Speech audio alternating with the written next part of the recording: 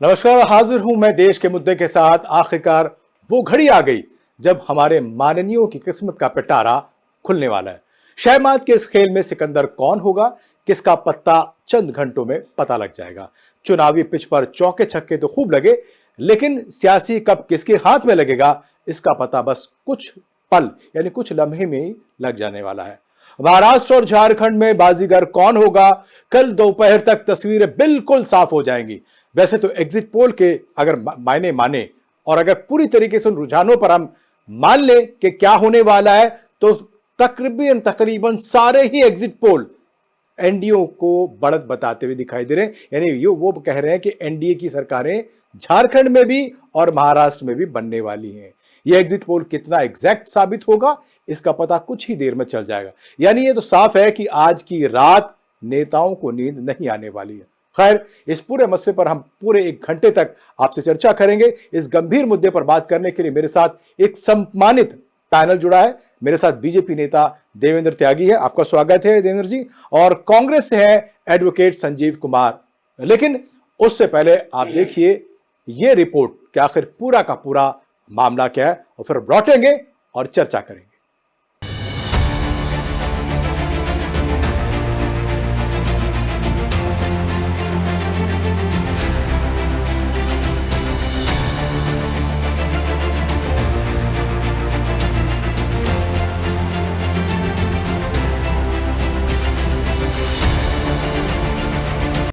शह और मात के खेल में कौन किस पर भारी होगा, कौन होगा सिकंदर, किसको मिलेगी पटखनी।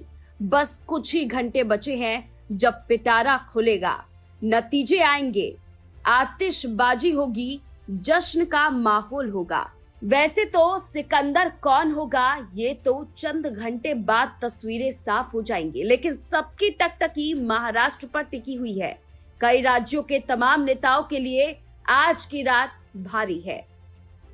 राज्य में दोनों महागठबंधन अपने अपने हिसाब से अपनी अपनी सरकार बनाने का दावा कर रहे हैं। सीएम चेहरे को लेकर भी दोनों गठबंधन में बवाल मचा है। दोनों ही गठबंधन को ये सब निपटाने में समय लगना तो निश्चित है।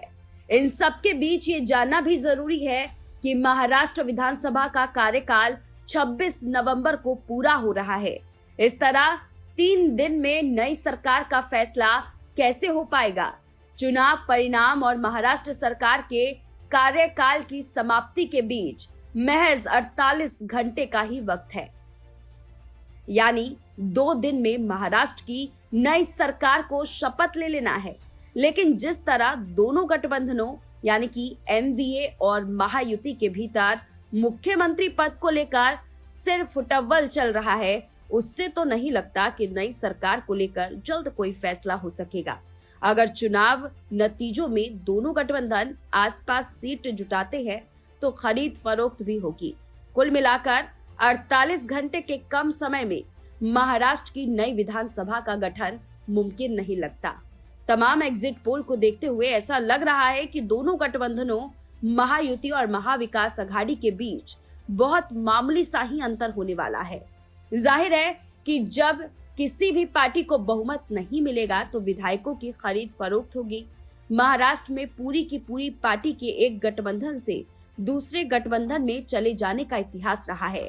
महायुति और महाविकास अघाड़ी दोनों में ही सीएम पद के लिए मारामारी करने वाले बहुतेरे लोग हैं। ऐसे में 48 घंटे में फैसला नहीं होता है तो राज्यपाल प्रदेश में राष्ट्रपति शासन की सिफारिश कर सकते हैं। अगर ऐसा नहीं भी होता है और दोनों गठबंधनों में 10 से 15 सीटों का अंतर होता है तो जाहिर है कि तोड़फोड़ की आशंका बढ़ जाएगी। ऐसी स्थिति में हॉर्स ट्रेडिंग से भी इनकार नहीं किया जा सकता है।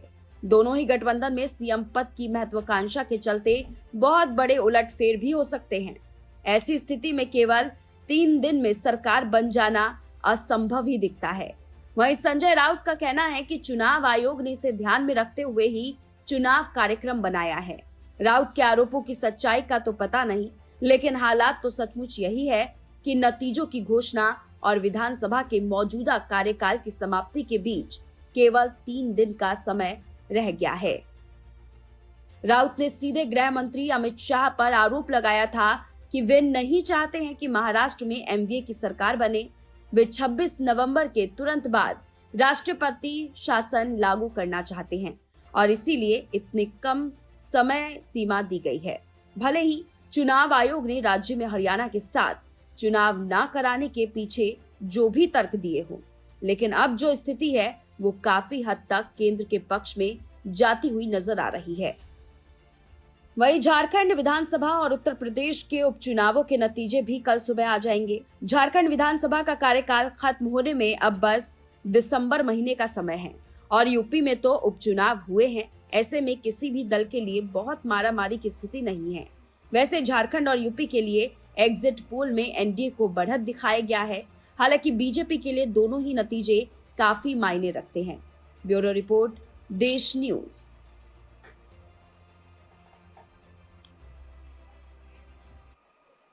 तो इस गंभीर मुद्दे पर चर्चा करें, दोनों सम्मानित मेहमान मेरे साथ स्टूडियो में मौजूद हैं। लेकिन इससे पहले हम महाराष्ट्र का विधानसभा का वो एग्जिट पोल देख लेते हैं जिसने खलबली मचा रखी है। आइए एक बार नजर डालते हैं और उसके बाद लौटेंगे चर्चा पर। अभी देख लें कि वो एग्जिट पोल है, नतीजे आने वाले हैं, लेकिन जिस तरीके के जो एग्जिट पोल दिखाए जा रहे हैं वो आप देखें स्क्रीन पर कि तकरीबन सारे एग्जिट पोल जो है वो एनडीए की जीत का दावा कर रहे हैं, इशारा कर रहे हैं। लेकिन ये एग्जिट पोल कितना एग्जैक्ट होगा ये कह पाना बड़ा मुश्किल है। लेकिन आप देखें जिस तरीके से आपके स्क्रीन पर है कि भाजपा को बिल्कुल 137 से 157 दिखा रहे हैं, कांग्रेस को 126 से 144 और अन्य को जो है 2 से 8। वहीं पीपुल्स पल्स की बात करें तो भाजपा को 175 से 195, कांग्रेस को 85 से 112 और अन्य को 7 से 12। ये मैट्रिक का है एग्जिट पोल। भाजपा को 150 से 170 दिखा रहे हैं, लोकशाही रुद्र 128 से 142, कांग्रेस को 125 से 140 और अन्य को 18 से 23।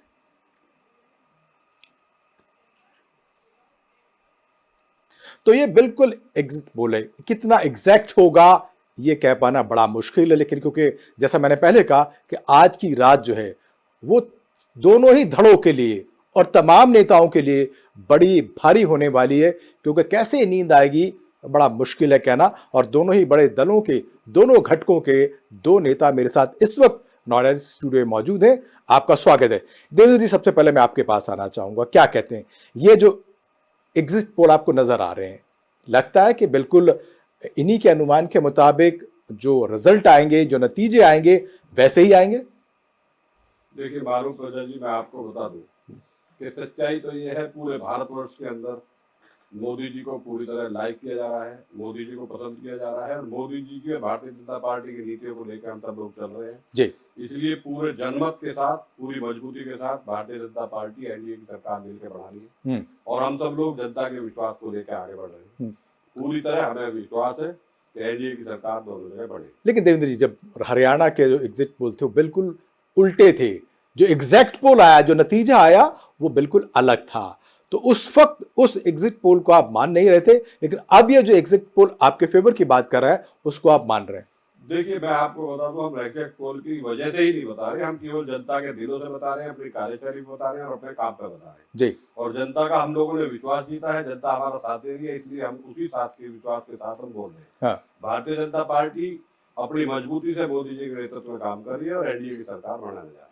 आए बात कर रहे थे एडवोकेट संजीव कुमार हैं, कांग्रेस को रिप्रेजेंट कर रहे हैं, क्या कहेंगे? आपने बहुत मुकदमे लड़े होंगे अदालतों में, इस मुकदमे को, कांग्रेस के इस मुकदमे को इस सियासी अदालत में कैसे लड़ने जा रहे हैं? क्या लग रहा है कि जितनी भी रैलियां हुई कांग्रेस की, जितनी भी अब तक जो आपके घटक दलों ने जो लगातार नारे दिए, नीतियों की बातें करी, काम की बातें करी, लेकिन क्या लग रहा है कि नतीजे आपके फेवर में आएंगे? क्योंकि एग्जिट पोल जो है संजीव जी बिल्कुल उल्टा है। देखिए मारूफ रजा साहब, अगर आप देखेंगे लोकसभा चुनाव के दौरान भी जिस तरीके से एग्जिट पोल दावा कर रहे थे कि एनडीए की सरकार को 400 की सीटें मिल रही हैं जी। तो जब नतीजे आए तो एकदम उलटफेर मच करके सामने आ गया। एक तरफ भारतीय जनता पार्टी लोकसभा चुनाव के दौरान दावा करती थी कि अब की बार 400 पार और 240 250 पार तक ये नहीं कर पाए और ये बात करते हैं कि जनता का इन्होंने विश्वास जीता है, इन्हीं की पार्टी के गठबंधन के नेता को रात के समय कुछ गुंडे आते हैं, मार देते हैं Y+ सिक्योरिटी होने के बावजूद। तो ये इनके दावों को दर्शाता है कि किस तरीके से लॉ एंड ऑर्डर की स्थिति महाराष्ट्र सरकार में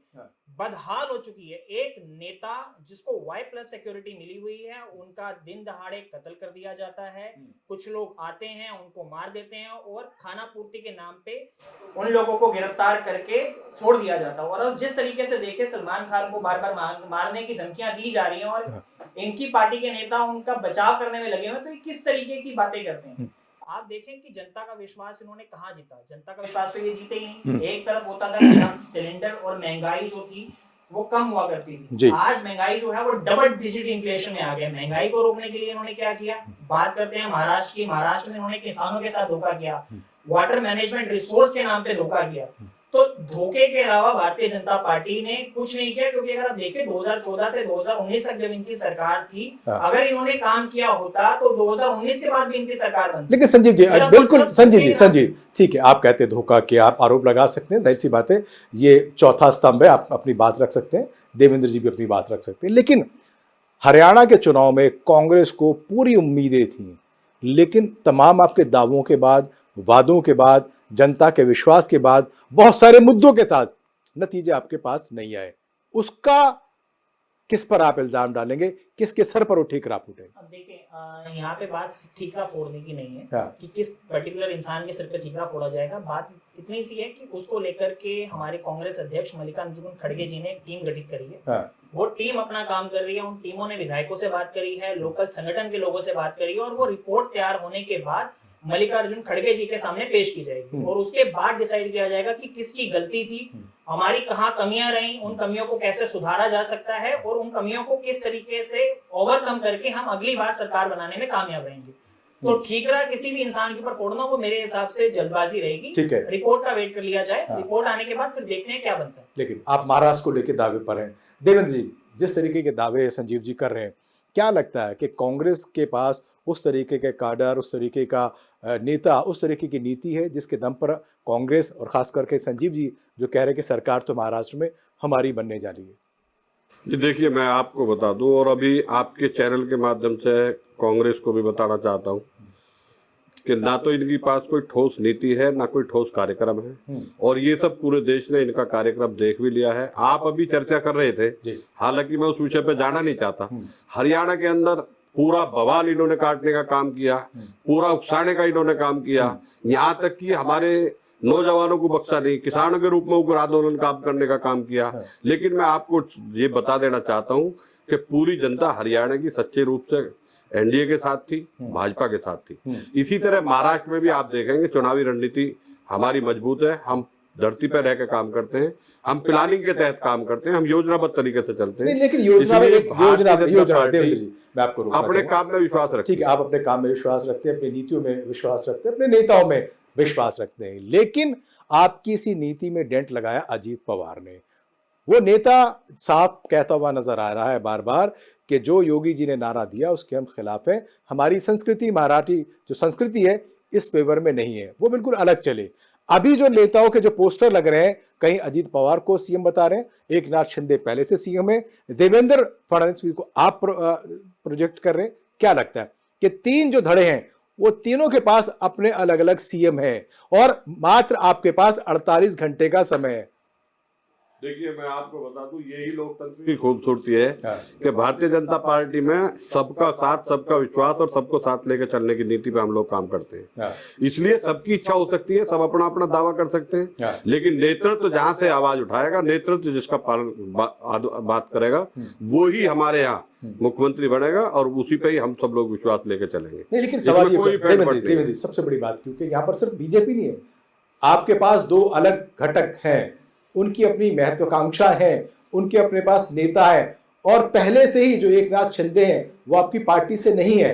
ऐसे में क्या आला कमान के उस फैसले को महाराष्ट्र में बैठे हुए जो लोग हैं, तीनों नेता जो अलग अलग दल को रिप्रेजेंट करते हैं, क्या मान लेंगे इतनी आसानी से? वही तो मैं आपको बता रहा हूँ। देखिए, यही विषय है, बिल्कुल उसी तरह बिहार में आपने टीवी पे पूरे सपा के लोगों से, कांग्रेस के लोगों से, इवन जितने भी विरोधी लोगों से उनके मुंह से सुना होगा, उनकी चर्चा हुई होगी और उन्होंने कहा होगा कि नीतीश जी आज दावेदारी करेंगे, नीतीश जी ये मांगेंगे, नीतीश जी वो मांगेंगे। और नीतीश जी आप देख भी रहे हो कार्यशैली और व्यवहार भी प्रधानमंत्री जी को पूरा सम्मान देने के साथ, यहाँ तक कि उनके पैर छू के उनका सम्मान देने के साथ हमारे साथ मजबूती से कंधे से कंधा मिला के काम कर रहे हैं।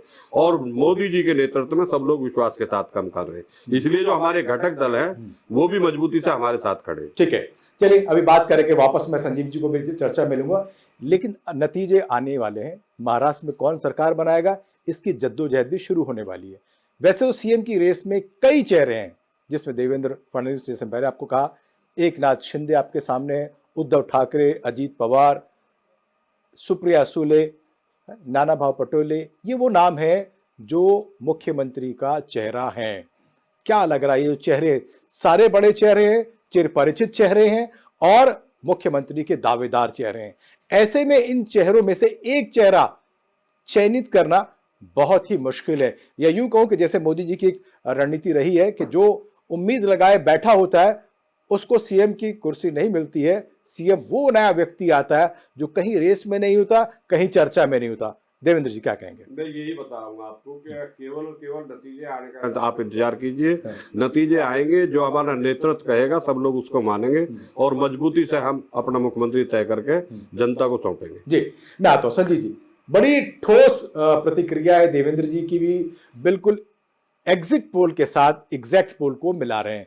क्या लगता है कि इनकी दावेदारी जो है वो वाकई दमदार है, या यूं कहें कि आपकी दावेदारी इससे ज्यादा बेहतर है और आप ज्यादा एक बेहतर विकल्प और एक बेहतर चेहरा महाराष्ट्र को देने वाले हैं? देखिए, भारतीय जनता पार्टी हमेशा दो पैमानों पे चलती है। हाँ। जब इनके फेवर की बात होती है तो भारतीय जनता पार्टी है कि हमने ये किया तो ये रिजल्ट आया, हाँ। और जब रिजल्ट इनके विपरीत आता है तो ये बोलते हैं कि जी ऐसे कैसे हो गया। तो भारतीय जनता पार्टी का कभी एक स्टैंड किसी भी चीज को लेकर के नहीं होता, चाहे वो आप बिहार में देख लें, यहाँ जब लोकसभा नहीं, कैसे कह सकते हैं, तो चाल चरित्र और चेहरे वाली पार्टी है। तो देखिए, चाल चरित्र, ये दोगली पार्टी है जिसके दो चेहरे हैं, कि जो अपने सहयोगी हैं उनके लिए इनका चाल चरित्र कुछ और होता है और बाकी लोगों के लिए इनका चाल चरित्र कुछ होता है। जहां से इनको बेनिफिट दिखता है वहां इनका चाल चरित्र कुछ और होता है, और जहां इनको दिखता है कि हमें जनता के वादों के मुताबिक कुछ ना कुछ करना पड़ेगा तो जनता के लिए इनका चाल और चरित्र कुछ और होता है। क्योंकि अगर ये सारी की सारी चीजें होती तो 2019 के बाद भी महाराष्ट्र के अंदर भारतीय जनता पार्टी की सरकार बनती। अगर वो सरकार नहीं बनी तो जनता ने इनको सिरे से नकार दिया, इनके वादों को, इनके कामों को जनता ने नकारा था। बट ये साठ गांठ करके, सरकारें तोड़ करके, पार्टियां तोड़ करके अपनी सरकार बनाने में कामयाब रही। तो जनता इनको जवाब देगी और आप कल देखेंगे कि कांग्रेस गठबंधन की सरकार महाराष्ट्र और झारखंड के अंदर बनेगी। जी, क्या कहेंगे देवेंद्र जी? जिस तरीके से कटाक्ष किया है, प्रहार किया है संजीव जी ने, बिल्कुल लग रहा है कि कुछ ऐसा होने वाला नहीं है जैसा एग्जिट पोल बता रहे या आप बता रहे हैं। देखिए, बिल्कुल संजीव जी की अपनी जगह सोच ठीक है अपने लिए, और इतने चुनाव के नतीजे नहीं आते हैं, सबको सोचने का अधिकार है, ये भी पूरा अधिकार रखते हैं, इनकी मानसिकता भी बिल्कुल ठीक अपनी जगह काम कर रही है। लेकिन मैं आपको कुछ मुद्दों के साथ बात करना चाहता हूँ जी। आज देश के सर्वोच्च कांग्रेस के नेता प्रियंका गांधी और राहुल गांधी, और प्रियंका गांधी के प्रमुख सलाहकार आचार्य प्रमोद कृष्ण जी अभी बार बार कह चुके हैं कि कांग्रेस की नीति अपनी जगह बिल्कुल ठीक नहीं है, और उन्होंने स्पष्ट रूप से मोदी जी की पूरे भारतवर्ष में तारीफ करी है। और पूरे भारतवर्ष में उन्होंने ये कहा है डंके की चोट पे कि कांग्रेस की नीति और नियत, पॉलिसी एंड इंटेंशन दोनों ही खराब हैं, इसलिए हम उसे एक्सेप्ट नहीं करते। मैं आपको एक उदाहरण के साथ और जोड़ देना चाहता हूँ, ठीक है, कि ये लोग चाहे किसी भी नीति पे काम करें, लेकिन जब तक ये देश को अपनाने की बात नहीं करेंगे, जब तक देश को तोड़ने की बात करेंगे, जब तक देश के खिलाफ काम करेंगे, जनता इन्हें नहीं स्वीकार करेगी। सच्चाई है। संजीव जी बड़ा ही मजबूत आपके ऊपर आरोप लगा दिया कि देश को बांटने का काम जो है वो कांग्रेस कर रही है। देखिए, काटने का काम कौन कर रहा है वो देख रहे हैं। जिस तरीके से योगी जी का नारा आया था कि कटेंगे तो बटेंगे, तो काटने और बांटने की राजनीति कौन कर रहा है? भारतीय जनता पार्टी कर रही है। इनकम इनक्वालिटीज 2014 के बाद जिस तरीके से बढ़ी है, तो बांटने का काम कौन कर रहा है? भारतीय जनता पार्टी कर रही है। जिस तरीके से महंगाई दिन ब दिन बढ़ती जा रही है, तो देश को बांटने का काम अमीरों को और अमीर और गरीबों को और गरीब करने का काम कौन कर रहा है? भारतीय जनता पार्टी कर रही है। तो ये जो बातें करते हैं देशद्रोही वाली, तो ये आरोप जो हैं ये सिर्फ और सिर्फ बेबुनियाद आरोप है, जिनका असल मामलों से कोई मारूफ नहीं है। नहीं, लेकिन उन्होंने आचार्य प्रमोद कृष्ण का नाम लिया। पहले लगातार वो आपकी पार्टी में थे, आपके पाले में थे, लगातार आपके लिए बैटिंग कर रहे थे। अब उन्होंने आपके खिलाफ मोर्चा खोला हुआ है। देखिए, कांग्रेस पार्टी ने आचार्य प्रमोद कृष्णन को 6 साल के लिए पार्टी से निकाल दिया है। हाँ। तो वो पार्टी के बारे में कोई किसी इंसान को जब पार्टी से निकाला जाता है तो अपने बचाव के अंदर वो बहुत सारी चीजें बोलता है। अगर आप देखें तो जब जम्मू कश्मीर के जो उपराज्यपाल हुआ करते थे भारतीय जनता पार्टी के, जब वो पार्टी से निकले बाहर तो वो नरेंद्र मोदी जी के खिलाफ बहुत कुछ बोला करते थे कि इन्होंने मुझे कुछ नहीं करने दिया। तो आप उनकी बातों को भी सच मानिए ना। तभी मैंने बोला कि भारतीय जनता पार्टी के दो चेहरे हैं। जब इनके पक्ष की कोई बात आती है तो ये बढ़ चढ़कर उसको बताने की बात आती है। लेकिन संजीव जी आचार्य प्रमोद कृष्णन के मामले में भी यही हुआ।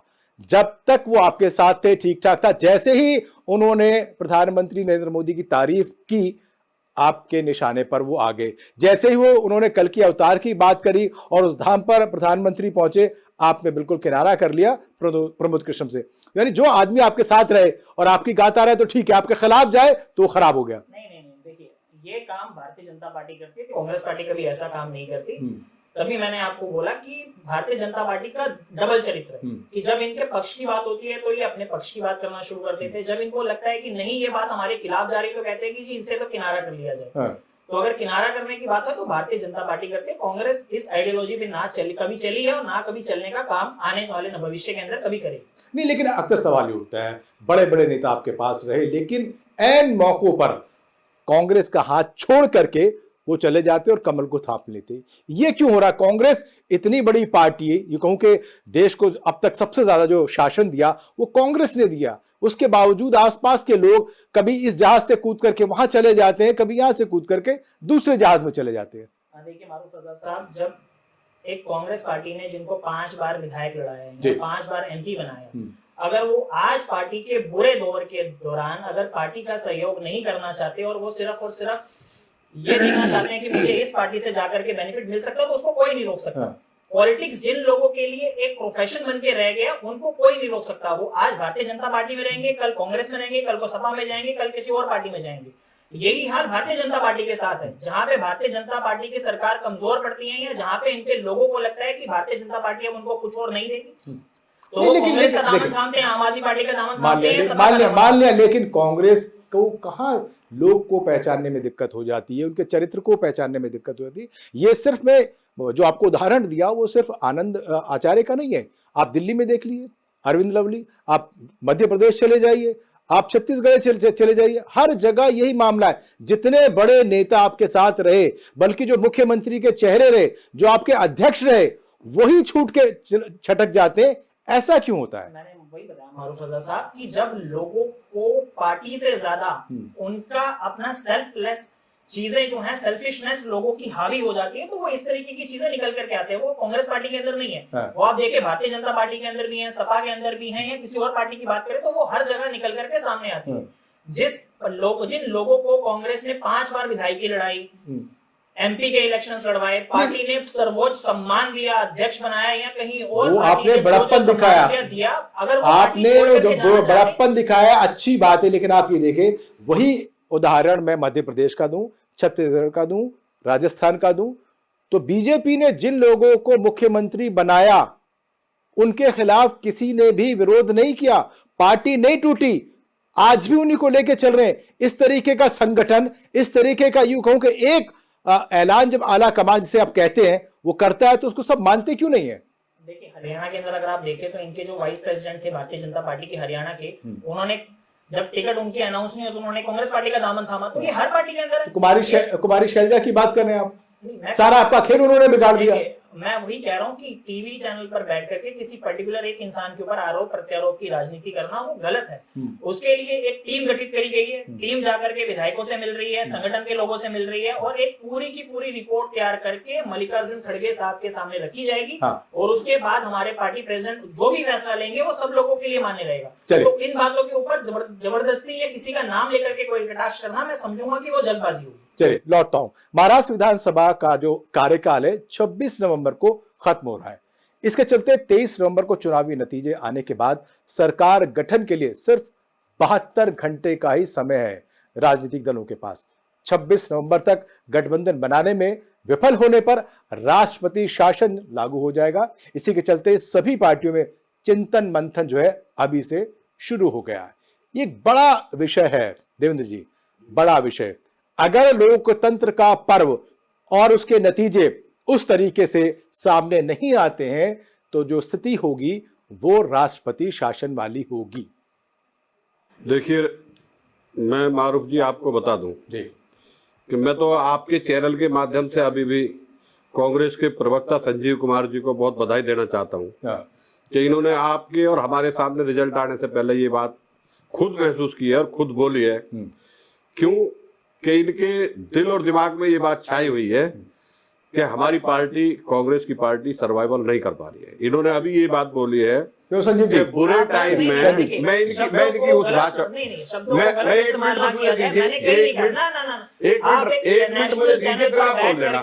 आप प्रभा जी 1 मिनट दीजिए, मैं इनके अगर शब्दों आप को बता मुझे रहा हूं। बधाई दे रहे हैं तो इसका मतलब आप ये समझ चुके हैं कि दोनों राज्यों के अंदर भारतीय जनता पार्टी की सरकार नहीं बनने वाली है। आपका बधाई देने का मतलब सिर्फ इतना सा है। कर दूंगा।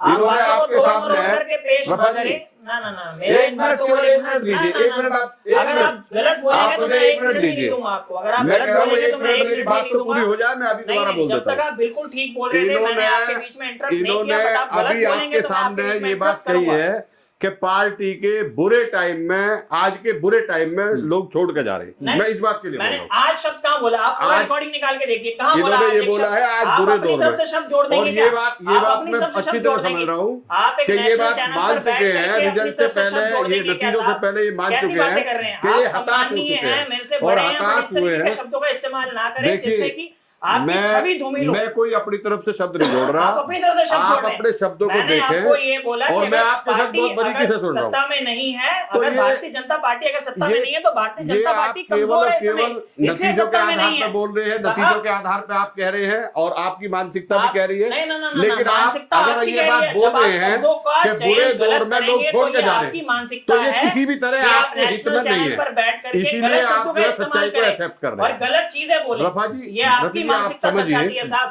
ठीक है, आपने ये नोट भी किया होगा, इन्होंने ये बोला है कि आज पार्टी का बुरा दौर है, लोग छोड़ के जा रहे हैं। मैंने ये मैं उस बोला बात को पार्टी बोल का जब बुरा दौर होता है तो लोग आज- छोड़ करके जाते हैं, वो भारतीय जनता पार्टी के भी जाते हैं, तो उसमें गलत क्या चलिए, बोला? मुझे अच्छे बताइए। और बुरे दौर आते जाते रहते हैं। हाँ। सियासत का ऊंट आज- जिस करवट होगा आज के वो टाइम अगर पर अच्छा है तो सबके लिए आज अच्छा है, में बुरा दौर अगर भारतीय दूसरा जनता करवट पार्टी हुआ का तो है, सबका बुरा। लाठी पे सरकार चल रही है साहब आपकी केंद्र में।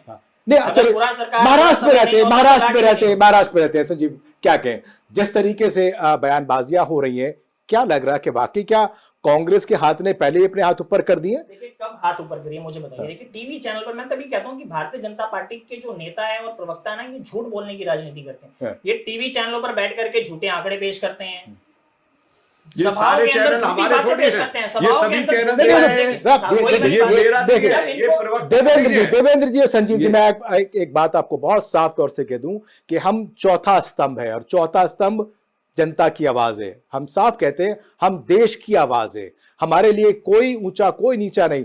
बात वो करेंगे जो मुद्दे की होगी, जो बात सत्य होगी वो जनता तक पहुंचाएंगे। इसीलिए हम बैठे। हमने किसी के लिए प्लेटफॉर्म नहीं सजाया हुआ। कल रिजल्ट आ जाएंगे, दूध का दूध और पानी का पानी हो जाएगा, लेकिन उससे पहले यह चिंतन मंथन करना जरूरी है कि आखिर दावों में दम कितना है और क्यों है। आपके पास 3 धड़े हैं और तीनों दावेदारी कर रहे हैं मुख्यमंत्री का। प्लस पॉइंट कांग्रेस के पास यह है कि जो 3 बड़े चेहरे वहां पर हैं, उनमें सबसे बड़ा जो चेहरा है वो उनके पास है चाणक्य, जिसे कहते हैं शरद पवार। क्या लगता है संजीव जी कि क्या कांग्रेस उनके चेहरे को लेकर के संतुष्ट हो जाएगी या नाना भाऊ पटेलों के सामने लेके आएगी या उद्धव ठाकरे को? क्योंकि आपके यहां भी उसी तरीके की उहापोह वाली जो स्थिति मौजूद है। देखिए मारूफ रजा साहब, इसी चीजों का चिंतन मंथन करने के लिए 3 सदस्यों की कमेटी गठित करके उनको ऑलरेडी महाराष्ट्र रवाना कर दिया गया है। आज सुबह ही हमारे कांग्रेस प्रेसिडेंट ने 3 सदस्यों की कमेटी गठित करी, जो कि इलेक्शन रिजल्ट के बाद ये तय करेगी गठबंधन के साथ मिलकर के कि पार्टी का चेहरा और पार्टी का मुख्यमंत्री कौन होगा। तो 3 मेंबर की कमेटी बना करके ऑलरेडी रवाना कर दी गई है, जो कल रिजल्ट आने के बाद ये चिंतन मंथन करेगी कि कांग्रेस का मुख्यमंत्री कौन होगा और गठबंधन का मुख्यमंत्री कौन होगा। और कांग्रेस पूरे तरीके से आश्वस्त है कि महाराष्ट्र के अंदर और झारखंड के अंदर कांग्रेस गठबंधन की सरकार बनने जा रही है और भारतीय जनता पार्टी बुरे तरीके से हारने जा रही है। चलिए आते हैं झारखंड की, आपने बात करी। वैसे इस चुनावी समर में बयानबाजी भी खूब देखने को मिली है। बयानों के तीर भी दोनों जानिब से ताबड़तोड़ चले। सत्ता पक्ष और विपक्ष ने एक दूसरे पर जमकर सियासी तीर छोड़े। देखिए, वहीं अगर हम आते हैं झारखंड पे, हम बात कर रहे थे लगातार के महाराष्ट्र में ये हुआ, लेकिन झारखंड में क्या हुआ उस पर भी एक नजर डाल लेते हैं कि पूरा का पूरा जो एग्जिट पोल है, महाराष्ट्र का एग्जिट पोल हमने देखा। अब हम आपको दिखाते हैं कि दूसरे बड़े जो स्टेट में किस तरीके की जो चीजें हैं झारखंड में होने वाली हैं वो क्या है। यहां भी ज्यादातर एजेंसियां बीजेपी और उसकी सहयोगी पार्टियों को आगे दिखा रही हैं। चाणक्य को देख लें 42 से 48, कांग्रेस को 21 से 37 और अन्य को 6 से 10 बता रही हैं।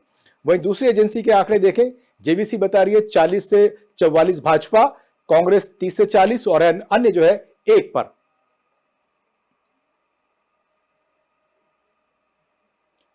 मैट्रिक की बात कर रहे हैं तो भाजपा 42 से 47 है और कांग्रेस 25 से 37 और अन्य 1 से 4। पी मार्क की बात कर रहे हैं तो भाजपा को 31 से 40 सीटें दी जा रही हैं, कांग्रेस को 37 से 47 और अन्य को 5। तो यहां कुछ कांग्रेस के लिए कुछ कहूं कि पॉजिटिव साइंस दिख रहे हैं। जी जी, जिस तरीके से यूं कहूं कि हेमंत सोरेन की गिरफ्तारी हुई, जेल गए, वापस आए, क्या लग रहा है? समीकरण बदलेंगे, सोरेन वापस से सत्ता में रहेंगे, या जिस तरीके का बंदोबस्त बीजेपी ने वहां कर रखा है, जिस तरीके की रणनीति बीजेपी की वहां रही है, क्या लगता है बीजेपी का कमल खिल पाएगा झारखंड में?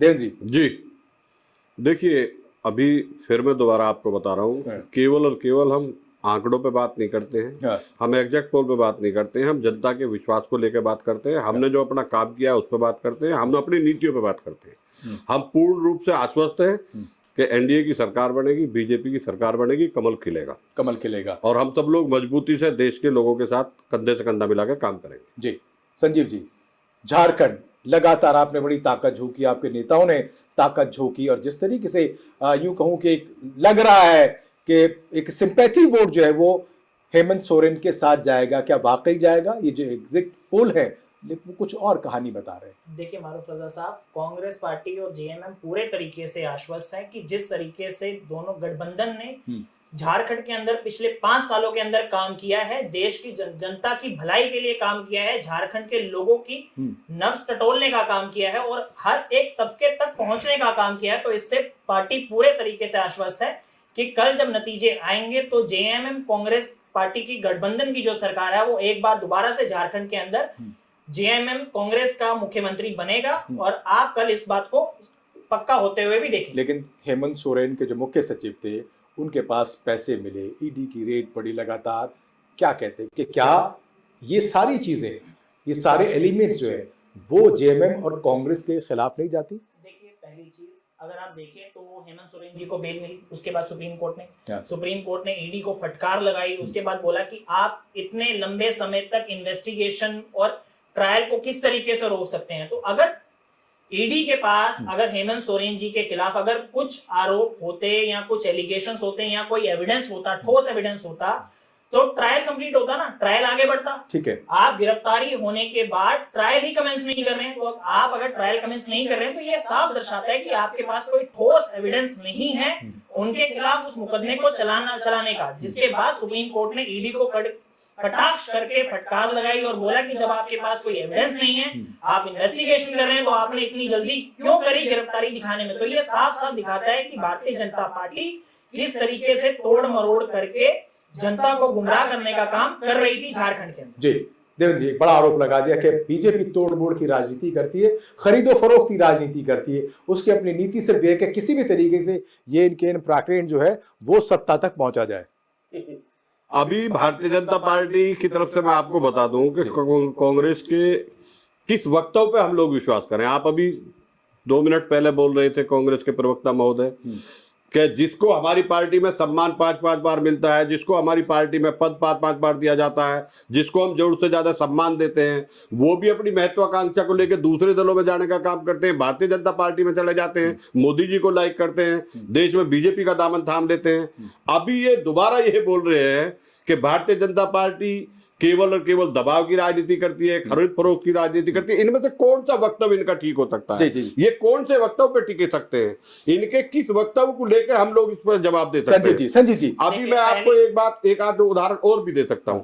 देखिए, भारतीय जनता पार्टी की नीति और नियत मैं पहले भी बोल चुका हूँ, हाँ।